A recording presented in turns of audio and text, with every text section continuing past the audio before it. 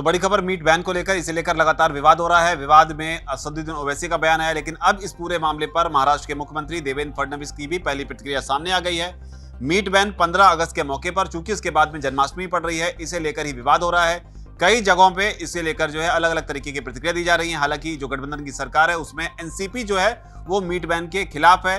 इसके अलावा बीजेपी जो है वो मीट बैन के समर्थन में इनके नेता जो है बोलते हुए नजर आए थे। लेकिन अब मुख्यमंत्री के तौर पर देवेंद्र फडणवीस ने क्या कुछ कहा है और ओवैसी ने इस पर किस तरीके से रिएक्ट किया था। पहले सबसे पहले बताइए कि आखिर इसमें ओवैसी ने क्या कहा था और अब देवेंद्र फडणवीस इस मामले पर किस तरीके से रिएक्ट कर रहे हैं बतौर मुख्यमंत्री। जी, तो सिर्फ मांस की दुकानों पर नहीं बल्कि बूचड़ खाने के जो दुकान होते हैं उनको भी बंद करने का आदेश दिया गया। इस पर असदुद्दीन ओवैसी ने कड़ा विरोध जताया।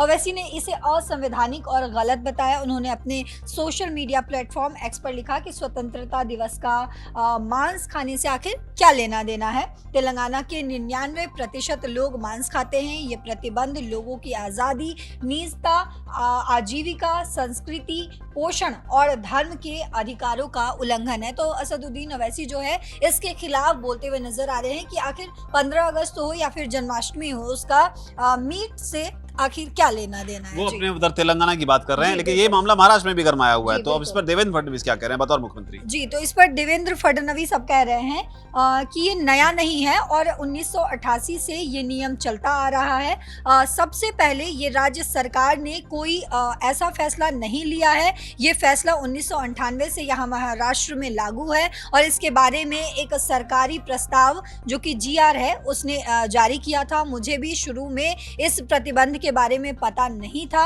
मुझे इसकी जानकारी मीडिया से जरूर मिली। जब मैंने इसके बारे में सोचा, मैंने देखा, तो मैंने कई नगर निगमों से पूछा कि उन्होंने ऐसा फैसला क्यों लिया है। उन्हें 1988 का GR भेजा और ये भी बताया कि वो हर साल तब से ऐसे सर्कुलर जारी करते रहे। उन्होंने आगे कहा कि उन्होंने मतलब जो मुख्यमंत्री की वो बात कर रहे, उद्धव ठाकरे की बात कर रहे, उन्होंने कहा कि मुझे उन्होंने उसकी कॉपी भी भेजी जब वो उन्होंने फैसला लिया था, जो मैं आपके साथ। उद्धव ठाकरे मुख्यमंत्री थे। जी बिल्कुल।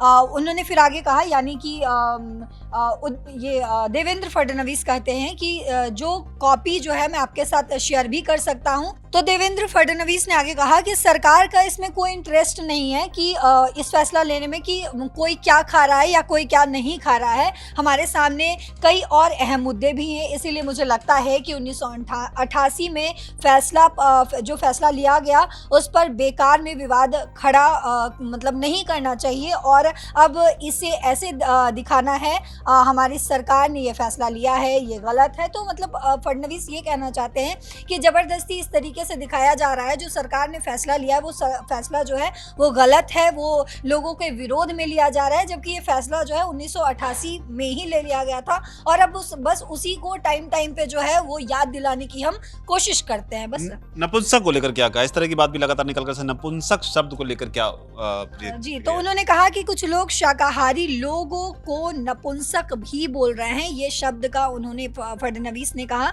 और अगर बात लेवल तक पहुंच रही है तो ये बकवास बंद होनी चाहिए, चाहे कोई शाकाहारी हो या मांसाहारी हो। हमारे देश में जब तक संविधान इसकी इजाज़त देता है हर किसी को जीने और जो चाहे खाने का हक है। ये फैसला हमारी सरकार ने नहीं लिया है, ये पहली सरकार ने ही लिया था। तो जो मांसाहारी और शाकाहारी लोग हैं उनको लेकर, जो शाकाहारी खासकर लोग हैं उनको लेकर कहा जाता है कि जो वो मांस नहीं खाते हैं तो वो नपुंसक है। तो इस पर उन्होंने प्रतिक्रिया दी है कि ऐसा कुछ भी नहीं है, जिसकी जो चॉइस है, जिसको जो पसंद है वो खा सकते हैं। इस पर नपुंसक और इन शब्दों का प्रयोग करने की कोई भी जरूरत नहीं है। तो जो लोग जो है शाकाहार के विरोध में बोल रहे हैं, इस तरह के बयानबाजी कर रहे हैं, उसे लेकर यहाँ पर साफ करने की कोशिश फडणवीस की। जो लोग शाकाहारियों को नपुंसक बोल रहे हैं ये पूरी तरीके से गलत है। लेकिन इस पूरे विवाद पर आपकी क्या राय है? आपको क्या लगता है कि 15 अगस्त के मौके पर मीट बैन होना चाहिए?